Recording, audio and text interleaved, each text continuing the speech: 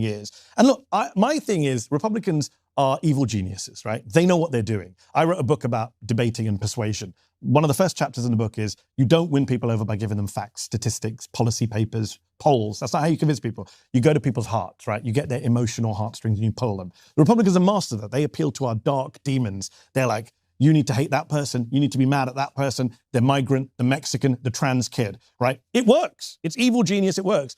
The problem for the Democrats or the Labour Party in the UK is they don't have a positive version of that. They don't have a way of actually inspiring people with the same emotional messaging, nor do they have a way of channeling people's anger in the right direction. People are angry, but don't channel that anger towards the undocumented migrant who's not the reason your wages haven't gone up. What's up, everybody? Jackson here. And I want to come back to this Mehdi Hasan clip from a different angle than last time because there's a section in here that didn't get enough airtime in my earlier breakdown, and it might actually be the most important part of the whole conversation. Near the end, Mehdi makes a distinction that gets lost constantly in political debate. The difference between explaining why violence happens and justifying that violence. He applies it to Hamas, to a lone attacker in Michigan, and to America's own response to 9/11s, all in the same breath. And it's a genuinely consistent framework applied across very different cases. I want to dig into that specifically this time, along with revisiting the border and Israel lobby exchange from a slightly different lens. Stick with me, get that like in, get subscribed, because we go deep on the stuff that gets skipped past. Now let's get into it. The Strait of Hormuz. He's alienated his allies. Iran's nuclear enrichment, whatever they have still left over, they still have. They're still hitting Gulf countries. Gulf countries are furious. So I think he's losing. And, you know, people like, strategic experts will point out that a country like Iran wins simply by surviving, right? Because they're the weaker, smaller power. So I think he's in a bad state. I don't think he's going to give up because he can't handle the defeat. And by the way, it's a US-Israeli war, right? And a lot of people have pointed out that the US and Israeli interests are not the same. Our strategic interests are not Israel. That's very clear that they're not. And I think that divergence is one of the reasons people keep saying, Israel tricked Trump into this war. Bullied. I think one of your guests on your show recently talked about how he bullied him. And that's where they lose me because I don't understand what the supposed mechanism is by which Israel bullies America. Well, I don't know about the word bully, but let me just say in terms of tricked or manipulated, this is not a conspiracy theory. The beauty of these Republicans, and you're in DC, I know you're going to be speaking to Republicans, the only redeeming feature of the Republican Party right now, they just say the quiet part out loud. People like me don't need to speculate or come up with theory. They just say it. So Lindsey Graham told the Wall Street Journal that I went to Israel and Israel showed me intel that made me think we've got to go to war. That's bizarre. A United States senator went to a foreign government for intel. Then he says, I met with Netanyahu and I coached him, his words, not mine, on how to persuade Trump to get into this war. Again, bizarre that a United States senator and a foreign leader is discussing how they're going to coach, how they're going to persuade, manipulate a sitting president into war. So they're saying this stuff out loud. I'm not absolving Trump of responsibility, but nor am I saying Israel didn't play. Would we be in this war were it not for Israel? No, I think that's very clear. Of course. And by the way, if we stop the war tomorrow, just one last point, if Trump would say we're done, we're over, then one of the reasons I think he's not is because he's been told the Israelis aren't stopping. And therefore, as long as the Israelis go, we go. Well, see, all I'm doing, Mehdi, is trying to pass logically the things that people are saying, including... logic and Trump doesn't always go in the same sentence. Well, sure, fine. But I guess what I'm saying is this. If President Trump didn't want to do this, he wouldn't do it. Agreed. We are in 100% agreement. He could very easily say to Iran, we have nothing to do with this. And in fact, we're not even going to shoot down your ballistic missiles if you shoot them at Israel, because we'd want no part in this. And then none of this would be going on. So that's the bit where people lose me when they talk about Israel. I mean, every country wants to manipulate the United States into doing what and they've been doing it well under Trump. But he's easily manipulated. Russia wants him to make it easier for them in Ukraine. Ukraine wants it to make it easier for them to defeat Russia. China spends huge amounts of money shaping US foreign policy if it can. So does Qatar. So do lots of countries. So I guess the thing that I'm trying to get to the bottom of, because it's such a big talking point in the US right now, is what is the supposed mechanism by which this tiny country of Israel has this outsized power over the president of the United States? So a couple of things. One is, it's not mutually exclusive, is it, Konstantin, to say that Donald Trump has responsibility. He's a grown man. He may not act like a grown man, but is a grown man and has to take responsibility for decisions he makes. That's not mutually exclusive with saying, but the Israelis also tricked him, manipulated him, lobbied him, bullied him, pressured him. Both of those things can be true at the same time. All I'm asking is, what is the mechanism? Okay, so let's come to that. But we accept that both those things can be true. Of course, yeah. So now we come to what is the Israelis doing. You would accept that. You just listed a bunch of countries, and the Gulf, the Qataris have a lot of influence, the Emiratis have a lot of influence, the Russians, sadly, have a lot of influence with Trump.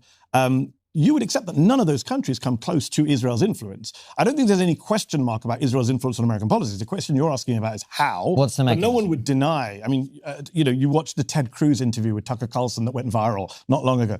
Cruz says, I came into politics to defend Israel.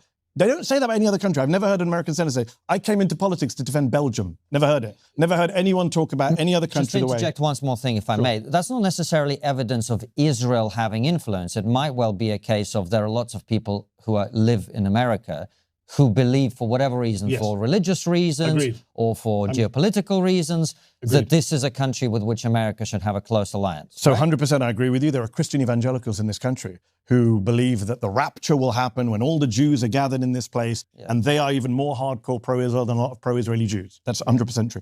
But there are also a bunch of people in American politics. I know, I've met them, I've interviewed them. They tell me this on and off the record, who are supporting Israel because they're worried about being primaried. They're worried about losing their jobs. They're worried about being called anti-Semitic. They're worried about being targeted by AIPAC. They're worried about being targeted by their political opponents, et cetera, et cetera. The idea that there isn't a very, very powerful pro-Israel lobby is absurd.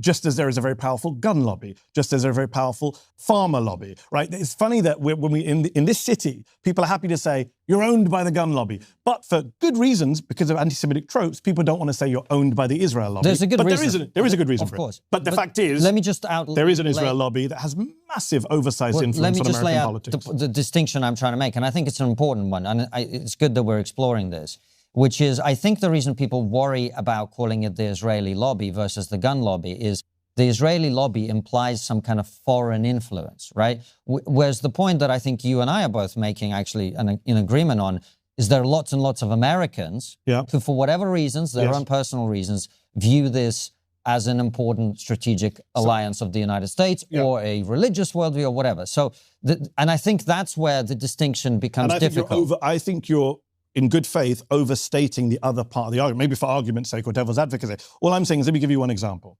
When you ask Democratic voters, do you support what Israel's doing in Gaza? 8%, according to one poll, said we support it. The Democrats don't support it. Okay. Vast majority don't support it. When you go look at Democrats in Congress, the vast majority do support it. There's an absolute disconnect. The numbers are reversed. And why is that?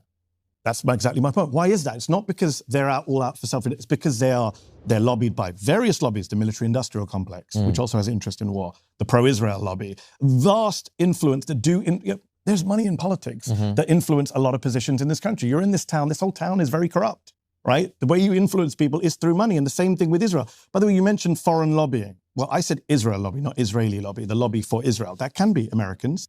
But let's just be clear. There's a long history of people trying to get the pro-Israel lobby to register as a foreign agent, just as some pro-Arab lobbies have to register as foreign agents. You go back to RFK, Robert F. Kennedy Jr. He wanted to register, the precursor to AIPAC.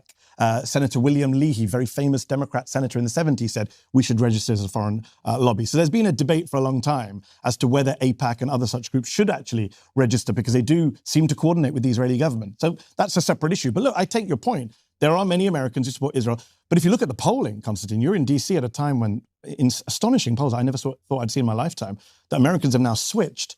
They are now supporting Palestinians more than they support Israel. First time in my lifetime. I never thought I would see those polls. Sadly, it took a genocide and tens of thousands of Palestinians to get Americans to switch their positions. But again, if that doesn't translate into Congress, into the presidency, then you have to ask why. Do we have a democratic crisis? Well, 70% of Republicans support Israel over Republicans, but the American public, and the Republicans, independents and Democrats, but the Republicans are in power, so that would explain. But they should also respond to public opinion. It's not like when Democrats are about, they only follow the base. They spend their whole life chasing swing voters. Don't know about that. Well, but look at Kamala Harris's election campaign. She didn't go to the left. Interesting. So, but coming back to the Democrats, it's an interesting point you make. So your contention is Democratic politicians fear AIPAC and... Yes, we're meeting in DC just after a bunch of primaries in Illinois. AIPAC dumped millions of dollars to defeat the critical Lots of lobbies candidates. dumped millions of dollars. I agree. We said that. But your claim is that the reason Democratic politicians ignore their voters' concerns about the Middle East, for example, is because of something like AIPAC. Yes. Okay, fair enough. And so how do you think this conflict will go on from here? It's very hard to know. We're in uncharted waters. I've said since 2003, both as a private individual and when I became a public figure in 2009, I've said this consistently, that I was against the Iraq war, and I think it was one of the big disasters of my lifetime, but Iran would make Iraq look like a walk in the park. It would be Iraq on steroids, because much bigger country, much harder to topple, way more regional and international ramifications. And we're seeing that now. We're a couple of weeks into this war, and we're seeing the oil price spikes, the economic repercussions globally, the attacks on natural gas facilities. I'm not an expert on this stuff, but the experts are saying this could have 10-year, 20-year ramifications to rebuild some of this stuff. The environmental consequences in the region, the public health consequences of causing acid rain in Tehran, of course, the blowback. In this country, I always joke that, Americans have the memory of goldfish, right? 8 seconds. Right? It's hard to remember what happened last week, let alone last year. People in the Middle East have very long memories, right? Americans don't know who Mohammad Mossadegh is. Most Iranians will tell you that's the prime minister in 1953 that the US overthrew and brought back the Shah, and then the Shah led to the revolution, et cetera, et cetera. When we talk about blowback, we need to have big picture. God forbid, 3 years, 5 years, a year from now, some bomb goes off somewhere, kills a bunch of innocent Americans. We say, why? Why do they hate us? And they're like, Khamenei. We're like, Khamenei who? Who's he? We've forgotten about him already. I mean, this is my worry. We've seen this with every invasion. The invasion of Iraq brought about ISIS. The invasion of southern Lebanon in 1982 brought about Hezbollah, right? These illegal wars, these wars of choice, these occupations, they lead to blowback, unintended consequence, what the CIA calls blowback. And I really worry about that when it comes to Iran. We don't know what's going to happen next. To quote Donald Rumsfeld, an Iraq war architect, there's the known unknowns. We know there's some bad shit coming. We don't know what it is. Mehdi, there'd be people who go, well, look, you've mentioned Hezbollah. Iran funds Hezbollah. They fund Hamas. They effectively destabilize the region. I don't say that I agree with this, actually, but they would say, look, if we deal with Iran, long term, we're going to get a better, more prosperous, more stable Middle East. What would you say to that? I would say Benjamin Netanyahu said exactly those words in front of Congress in 2002. He said, if you invade Iraq, there'll be positive reverberations throughout the region. What happened? We got ISIS, we got Al-Qaeda in Iraq, we got 20 years, we got 7 bombings in London. Tony Blair was warned, if you invade Iraq, there will be bombings at home. The Joint Intelligence Committee told him in 2003. He ignored those warnings. We got more terrorism, more blowback, more violence, more regional instability, more refugees. That's what I fear is happening now with Iran. In terms of destabilizing the region, look, this is where we get to where do you start the clock? I would say, yes, of course, Hezbollah and Hamas destabilize the region, but they would argue, and many people would argue, that the destabilizing began with Iran. They are a reaction to Israel's actions. It depends where you want. Like I said, 1982, Israel invaded southern Lebanon. There was no Hezbollah in 1982. So, look, Iran does play a role that is malign. I've never defended blindly Iran. Iran does bad things. No one's debating that. Many countries in the Middle East do bad things. We are not invading Saudi Arabia. I think we would all agree around this table does bad things, has done bad things. We are not invading and trying to topple Saudi Arabia or bombing their oil fields and gas facilities, and I'm glad we're not.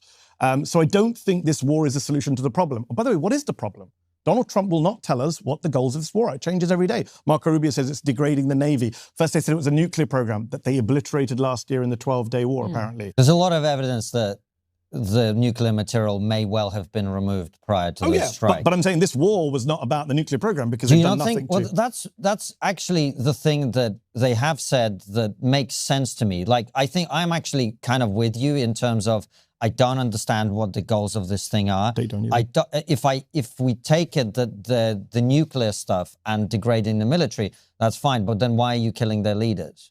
That's the bit I don't understand. Well, interestingly, they're not killing their leaders, right? They killed Khamenei, but the Israelis are doing much of the killing. They've killed the intelligence minister. They killed Ali Larijani. Now, let's just deal with what Israel wants, because what Israel wants is pretty clear to anyone watching. They want an unstable, weakened Iran that doesn't pose a threat to them. They don't care if it's a democracy. They don't care if it's a dictatorship. They don't care if it's civil war. They just want Iran off the table, right? And therefore, they're killing people who might do a deal with Trump. They've done this before. Last year in the 12-day war, they tried to kill a guy called Ali Shamkhani, who survived. Then they killed him now.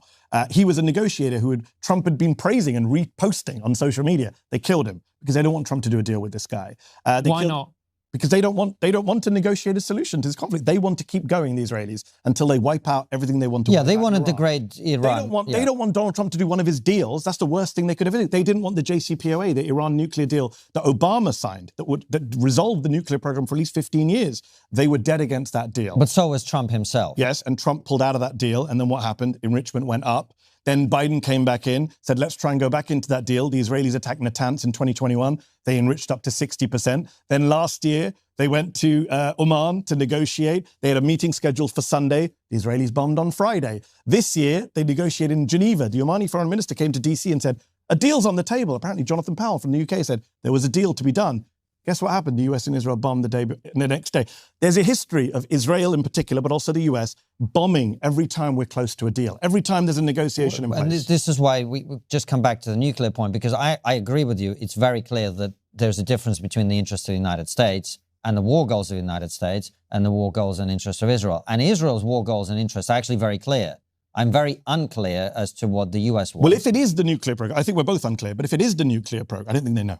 But if it is the nuclear program, this is not the way to do it. Negotiations are the way to solve Israel. There is no, most experts say you cannot bomb away a nuclear program. It's in people's heads. It's scientific expertise. You cannot kill every scientist and academic. You can destroy the nuclear material. And then they can then years later they can rebuild facilities and enrich again. Sure. And then you're just mowing the lawn, as the Israelis say, go in and bomb every couple of years. But we had a JCPOA. We had a deal that was working. The IAEA said Iran was in compliance with it. Do you know how much enriched uranium they had under the JCPOA? 3.64%. You know how much they have now? 60%. You know, you want to go back to logic. Logic tells me that was a failure to get out of that deal. I mean, I also don't think there's any huge evidence that negotiations produce nuclear non-proliferation. I just think this is a very... Come on. I think it's the entire history of the post-war era. Well, if you look at Ukraine, for example, Ukraine was forced to give away its nuclear weapons and made itself very vulnerable. And I've been on record as saying, I think that in and of itself and the fact that we haven't supported Ukraine properly will lead to more nuclear proliferation. I agree with you on that. And I think on this issue too, I don't see what the incentive would be for Iran not to pursue nuclear weapons. Well, we're in agreement, but not just Iran. So I interviewed, again, if you guys remember the Iraq War, do you remember Mohammed al-Baradei? He was the head of the IAEA. Yes. Him and Hans Blix went to the UN and said, don't invade Iraq. We can We were both against the war in Iraq, exactly. by the way. So that's why I'm saying this to you, because I know you understand. He said, we can guarantee disarmament. He was the head of the nuclear watchdog, spent his life opposing nuclear proliferation. I interviewed him recently. I said, if you were in the Turkish government right now, which Israel is saying is next, would you try and get nukes? And he said, yes. I was astonished. This is a man who's devoted his life. Because, as you say, everyone now has an incentive to get nukes. Why would you not? No, my point was even broader than that, Mehdi, which is that I think everyone always has the incentive to get nukes. And that's where I don't think negotiating with Iran... So that's where we disagree. Hold on. Well, let me finish the point, though. I don't think that's... In that situation, I don't think Iran has any interest in that. Iran is very clearly... The reason the Gulf Arab states and Israel all want Iran degraded and all supported this conflict, by the way, and are still encouraging it, the Gulf states, especially internally. The people at the top, the people on the street may not, is because Iran wants to dominate the region. It's a perfectly legitimate thing for Iran to want to do. But that being the case, the fact that they fund proxies to facilitate that process, of course they'd want nuclear weapons, and I don't think they'd negotiate them away. But they already did negotiate them away. According to US intelligence, they suspended whatever nuclear weapons research they were doing in 2003 after the fall of Saddam because they didn't want Bush to invade them. There was also a fatwa from the late Ayatollah Khamenei saying that nuclear weapons are haram, forbidden under Islamic law, which is ironic. People are now saying, I hear supporters of Khamenei saying, that was a mistake. He should have actually got But under him, weapons. they did enrich more uranium. But they didn't build weapons. Enriching uranium is their right under the NPT. Every country has the right to enrich uranium. No, not to 60%. That was a bargaining. But they did. That was a bargaining chip. Well, why did they enrich to 60%? Because they're saying if you keep pushing us, exactly. if you keep... Israel attacked them, so they went to 60%. They only went to...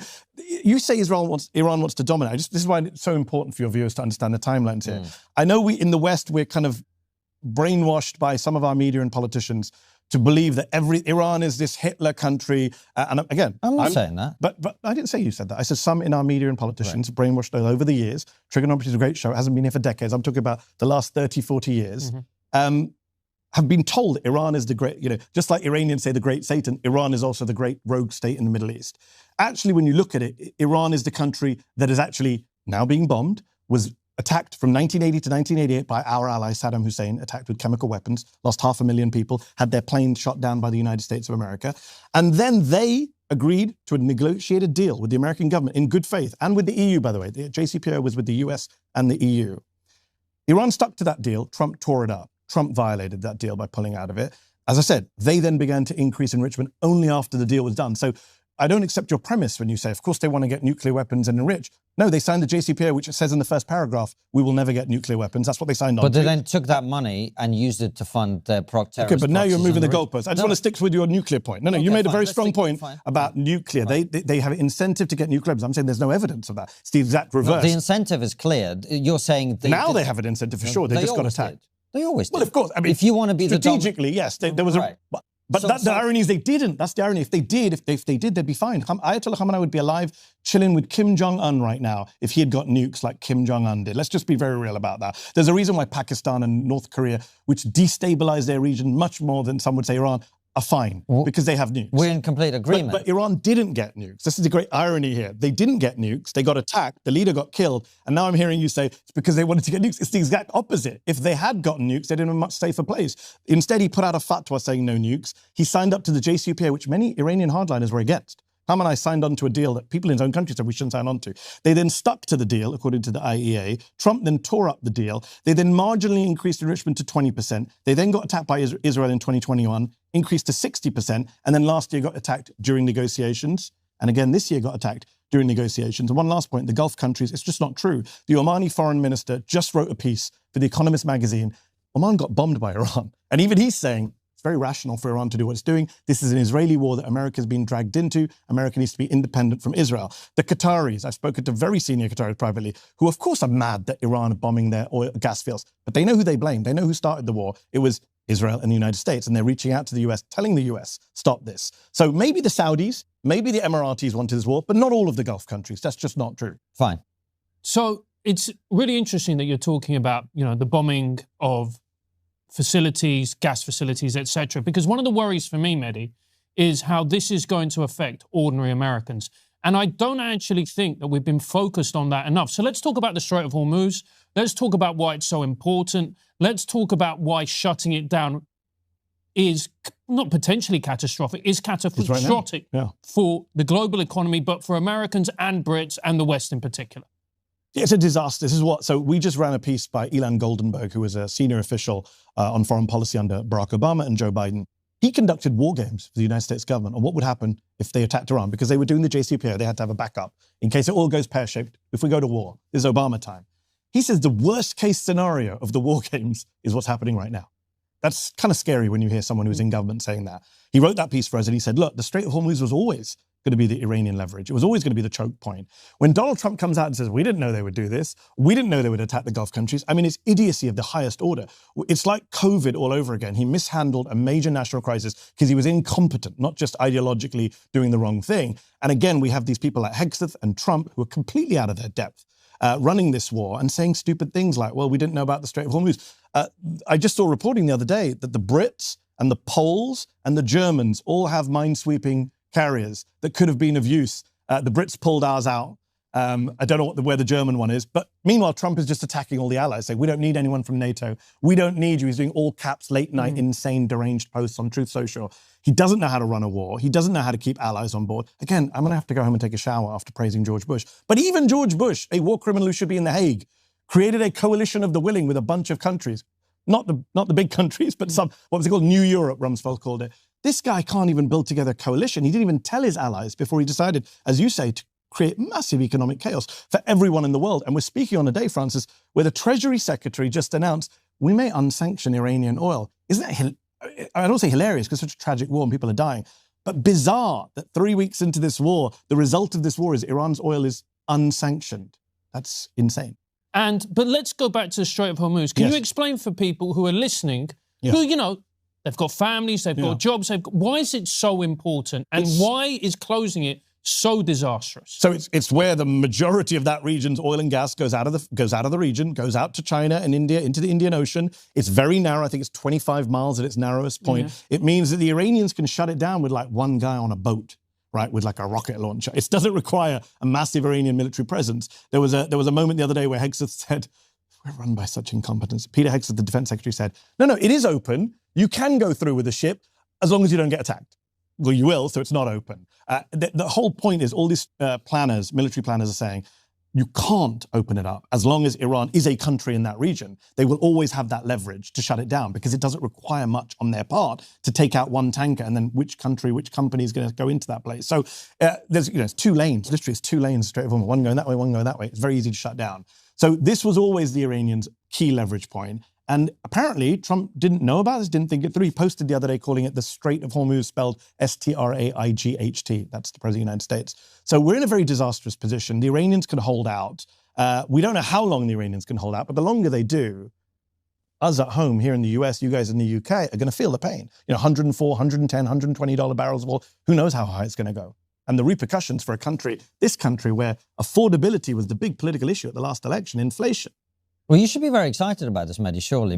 Because remember you asked me at the beginning why I'm on the left. I believe in justice. I don't want people to suffer just to win my political arguments. I was kidding, obviously, but I meant politically. Yes. The Democrats, I think, are on course to win the House and the Senate. Maybe the Senate, definitely the House. Yeah.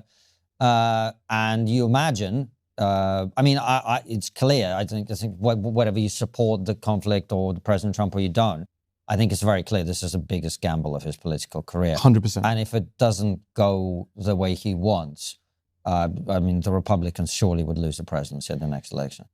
Counter-argument, Bush and Blair were re-elected after... The real counter-argument is, there's 3 years to go, Francis, and Trump years are like dog years. Francis is him, but that's fine. Sorry, I know we're dressed the same. It's all right. It's all right. Because I'm so... You did that politician thing where you tried to name people by name, but you got us confused. It's because I was thinking about the next 3 years as I said it. And the point I was making when I confused you both was it's 3 years to go of Donald Trump. 3 years we've just had a year. It feels like 10 years. The idea that anyone can know what will happen in the US a year from now, let alone 3 years from now, insane. Anyone who tells you they know what America will look like in 2028 is a liar or a fool. It's just too much change, too much happens here. So anything could happen between now and then. That's why people who say it's going to be Vance or Rubio. No, it might be neither of them. It might be Trump again if he doesn't want to leave. Do you think that's a realistic possibility? Yes. 100%. You think there's a possibility? 100%. Not that 100% that he will stay, but 100% there's a possibility that he would try. The reason I wonder about that is, to me, that's kind of terrifying. It is.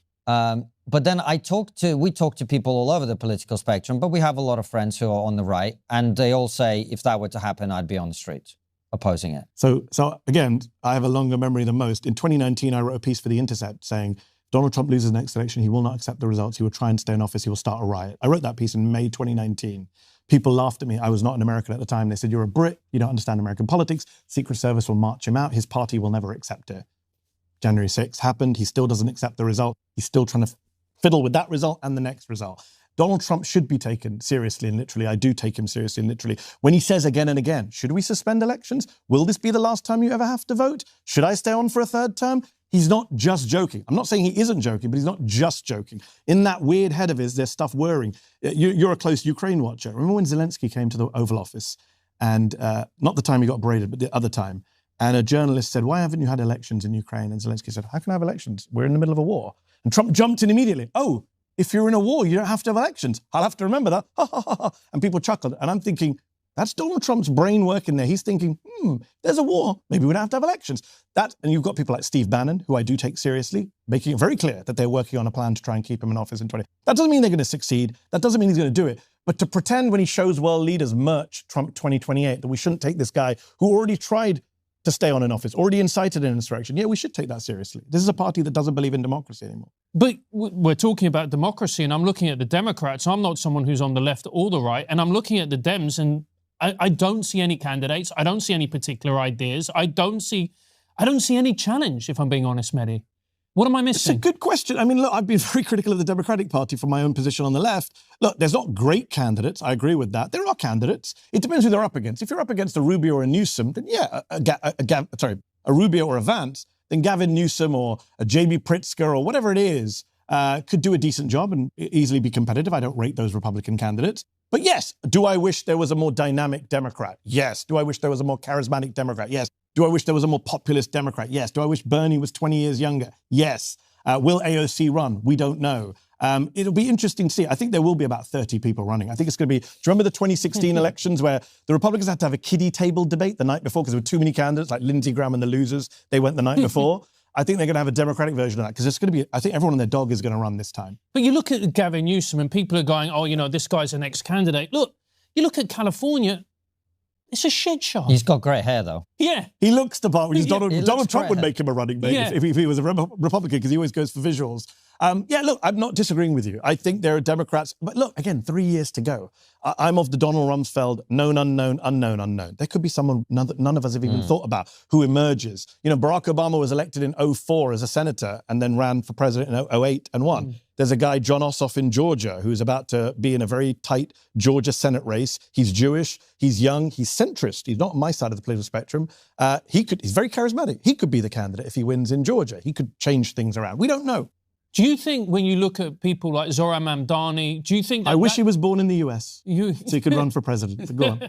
Do you think that could be the future of the Democrat Party, that kind of very left-wing, progressive politics? Or do you think that in order for the Dems to win, they need to be more pragmatic and they need to attack the centre? I don't know what the centre is anymore, to be honest, in the crazy world we live in now. And I know you guys are based in the UK where there's 5 parties now fighting for dominance. I think the old ways of thinking about politics are gone. What does centre mean in the age of Trump? I think what matters is, are you anti-establishment or are you pro-establishment? I don't think it matters. I think left and right is less relevant than are you anti-establishment or pro-establishment? Are you a populist or are you not a populist? I think that's what Mamdani proved in New York. Mamdani got a bunch of Trump voters. So did AOC. There's Ocasio-Cortez Trump voters. They exist. There are Trump Mamdani voters. Why? Not because they agree with his socialist policies, but because they see him as an outsider. They see him as someone who takes on the establishment. They see him as someone who speaks his mind and doesn't talk like a consultant with boring talking points. That is going to be the person who emerges and is really going to occupy the ground, center or left, come 2028 if that person exists. I think Americans are fed up with politicians. They're fed up. We talked about moneyed interests earlier. They're fed up with money in politics. They're fed up with foreign wars. We didn't talk about the fact that this Iran war is the most unpopular war of my lifetime. Like, I've never seen a war in the US where the public doesn't get behind it. Once troops are committed, they're behind it, even if they're skeptical like Iraq. Nope, not this time. They are consistently anti-war, the American public. Consistently anti-war, consistently anti-billionaire, consistently anti-establishment and anti-DC. Who is the candidate in either party who's going to monopolize? Trump did a great fake con job of being, I'm going to be the outside guy, even though he gives tax cuts to billionaires, enriches himself. But he played the part to some people of being, I'm the guy who's going to go shake things up and burn it down. Who's actually going to do that? And who's going to do it on the left? Well, there's a couple of points I want to jump in. I mean, one of them is the anti-war thing. It's an interesting point about the broader sweep of the entire country. The Republicans are overwhelmingly in favor of this war. We agree. And the Democrats are overwhelmingly against it. And I imagine that's partly to do with the person who is doing it. I think a lot of Republicans support it. Oh, they would be opposed to it. If Kamala Harris was bombing Iran. Likewise, a lot of Democrats would probably support it if it was being 100%. done. Chuck Schumer would be behind this war if it was a Democratic president. So I don't think that's a reflection on the war as much as it is. But the public, but you're talking about politicians. I'm talking about the public as a whole. Whether Republican or Democrat are tired of this war. No. I know the polling shows Republicans are behind Trump, but I think that's because it's Trump. That's what I'm saying. But I don't think they support war. I think there's a general principle. I also think a lot of Democratic voters are against it because it's Trump's war. Agreed, but I also don't think they would be enthusiastically for it, the voters. I think voters across the board. I've not met enthusiastically pro-war people in this country outside of media green rooms. I have. I mean, we've met people who just go, you know, you support your country at a time of war. I support the president. Yeah, there are lots of people like that. There's polling that shows that a significant minority of Republicans would bomb Agrabah if given the chance from Aladdin. So yeah. There's a poll that shows that. As long as they're trying to develop nuclear weapons, we're all in favor. Well, and we agree that Iran wasn't developing nuclear weapons. I'm kidding. But I think Francis' point about the center versus not the center, I guess if you take something that we have explored quite a lot on our show, which is the cultural dimension of all these conversations, you could see at the last election some of the, this was talked about endlessly about the trans ad that Trump ran, etc. I guess the question is the Democrat Party going to move away from that or more lean into that? I mean, Mamdani, I think, actually really didn't go into that at all and tried to stay on economic issues as much as possible. I'm not sure that's quite true, but yes, he definitely led with economic issues, but he was super anti-ICE, which used to be an unpopular position in the Democratic Party. Now everyone finally gets behind abolish ICE. Well, some do, the leadership don't. The public is now getting behind abolish ICE. By the way, both of you say you're centrist, but I couldn't help but notice, both of you say Democrat Party, which is a Republican phrase. Is it? Is it? Democratic Party is what it's called by the Democrats. Oh, is it? Okay. Democrat Party is like a smear used by Republicans. This is just an Just ignorance. FYI for you while you're here. It's just an ignorance. Just good to know. I just wanted to let you know that is something in right-wing circles that is used That's interesting. to bring... anyways. It's an ignorance thing on our part. Fair enough. I was just flagged because I'm hyper attuned to this stuff. Yeah. So I was like, why are they saying All right, the Democratic Democratic Party. Look, I do think Mamdani ran definitely on a populist platform, economic issues first, and that is the way forward. But he didn't shirk away. He went, Tom Homan was the guy who runs the border stuff.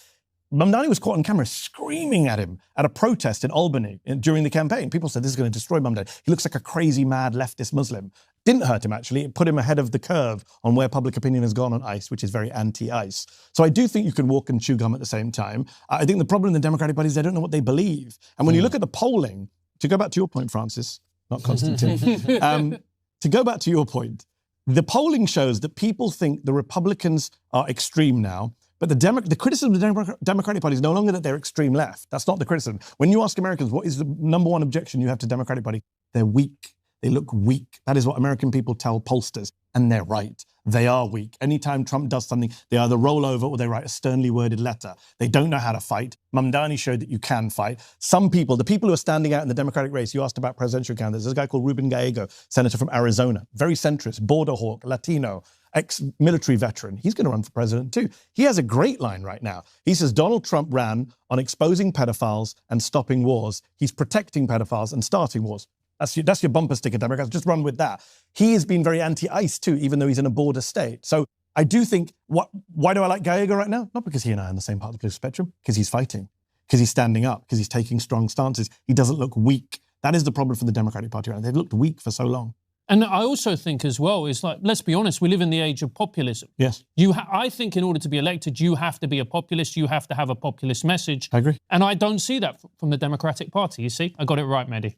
But not just the whole party, the leadership of the party, surely. Chuck Schumer, Hakeem Jeffries, these people are useless. They should be gone. I don't know why the hell they're there. But I say there are others. There are Ruben Gallegos. There are AOCs. There are Mamdanis. There are Rokanas. There are people who are taking a more populist stance. Whether they win the nomination is, who knows? The Democratic Party, the Israelis used to also always say about the Palestinians in a very derogatory way. They never miss an opportunity to miss an opportunity. That was their lie, which is false.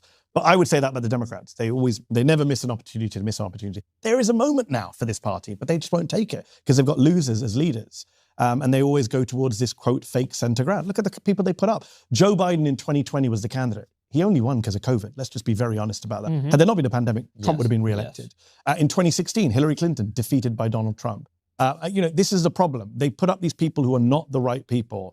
And then they say, oh, we've got to try the centrist playbook again. We've got to be pragmatic, when it hasn't worked. And what does work is populism. It's populism, and it's also economics. Because when you see the average person, they go to the supermarket and they're thinking, everything seems to be going up apart from my wages. And there's an anger and a frustration to that. They also see billions being spent in overseas wars. Yes. And the question that a lot of people would ask, fairly enough, in my opinion, is, why is the money being spent over there? Yes. It should be spent here or whatever else. That's what Trump ran on. That was MAGA, right? America first. And I think you'll see a lot of Democrats now borrowing that language. The smart ones are saying exactly what you just said, Francis, that why are we spending, I think they just asked for $200 billion. Trump has just asked for the war. That's insane. $200 billion, you could just give a free community college to every American with that money. Just insane numbers. And I think that's only going to get worse over the coming years. And look, my thing is Republicans are evil geniuses, right? They know what they're doing. I wrote a book about debating and persuasion. One of the first chapters in the book is you don't win people over by giving them facts, statistics, policy papers, polls. That's not how you convince people. You go to people's hearts, right? You get their emotional heartstrings and you pull them. The Republicans are masters of that. They appeal to our dark demons. They're like, you need to hate that person. You need to be mad at that person. The migrant, the Mexican, the trans kid, right? It works. It's evil genius. It works. The problem for the Democrats or the Labour Party in the UK is they don't have a positive version of that. They don't have a way of actually inspiring people with the same emotional messaging, nor do they have a way of channeling people's anger in the right direction. People are angry, but don't channel that anger towards the undocumented migrant who's not the reason your wages haven't gone up, who's not the reason that, you've been lost your job, even though that's what you're told. Channel it at the people who actually are screwing you over, the people who are getting massive tax cuts from Donald Trump, the people who are not paying their taxes, avoiding taxes, stashing their money offshore, the people who are running big tech companies and screwing over your kids with ridiculous algorithms and nonsense. Channel the anger that way, and I think you'll win. Look, it's a good point, but also as well, we have to admit that there have been fundamental failings on the left. For instance, the border, having an open border. There's no open border, Francis. Where's the open border?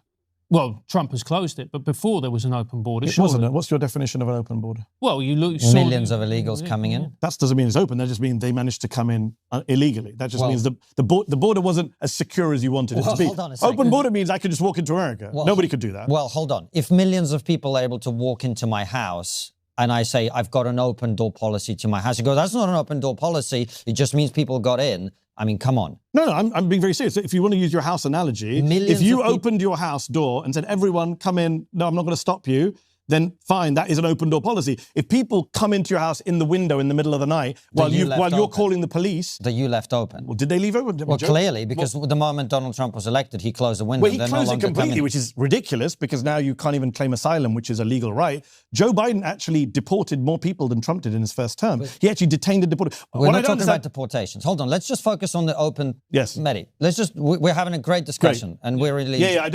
Sorry, you triggered me with open border. Clearly. Yeah. Yes. But actually, I think we should talk about the issue. Go on. And we don't get triggered.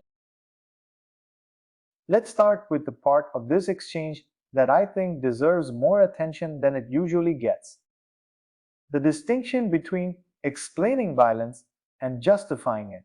Mehdi's argument was that understanding the psychological or political roots of an act of violence, whether it's a suicide bombing, an attack on a synagogue, or a nation's military response to being attacked, isn't the same as excusing that violence. He applies this consistently across cases that would normally sit on opposite ends of a debate. He says he doesn't justify what Hamas does, but he understands the pattern. He says he doesn't agree with the lone attacker's actions in Michigan, but he understands the psychological unraveling that can follow personal tragedy. And then, notably, he applies the exact same logic to America's own bombing campaign in Afghanistan after 9/11, saying he understands why it happened, wanting to retaliate and show force without agreeing that it was the right response. That symmetry matters. It's easy to apply understanding isn't justifying selectively only to groups or people you're inclined to sympathize with. Applying it evenly, including to your own country's actions, is a genuinely harder. He also brought up something worth sitting with directly, that the tactic of suicide bombing wasn't invented by any Muslim group. It was developed as a mass tactic by the Tamil Tigers, a group motivated by opposition to what they saw as Sinhalese occupation. That's a historically accurate point that complicates the common assumption that this kind of violence is inherently tied to a specific religion, and it's worth checking against the broader academic literature on suicide, terrorism, including the work of researchers like Robert Pape, who's studied the connection between foreign occupation and this tactic across multiple conflicts and ideologies. Now, briefly revisiting the border exchange from a different angle than last time, what's actually interesting here isn't just the definitional argument over open border, it's that both people ended up agreeing on more than the tone of the exchange suggested. Once you strip away the open door analogy sparring, the underlying agreement was that enforcement changed under the current administration and that large numbers of people crossed illegally under the previous one. The real disagreement wasn't about what happened. It was about whether calling that an open border is an accurate label or a political exaggeration of a real enforcement gap. That's a narrower, more precise disagreement than it looked like in the moment. And it's worth naming that the two of them were actually much closer on the facts than the tone of the argument implied. Here's what I'd leave you with this time. The explain without justifying framework is one of the most useful tools in any political conversation, precisely because it's hard to apply consistently. The real test isn't whether you can explain the other side's violence without excusing it. It's whether you're willing to run that same test on your own side's actions too. So tell me, do you think that distinction, understanding without justifying, actually holds up in practice? Or does it inevitably start to sound like an excuse, depending on who's saying it? Let me know in the comments. And if you want more of these deeper dives into the parts of a debate that usually get skipped, get subscribed, because that's exactly what this channel is here for.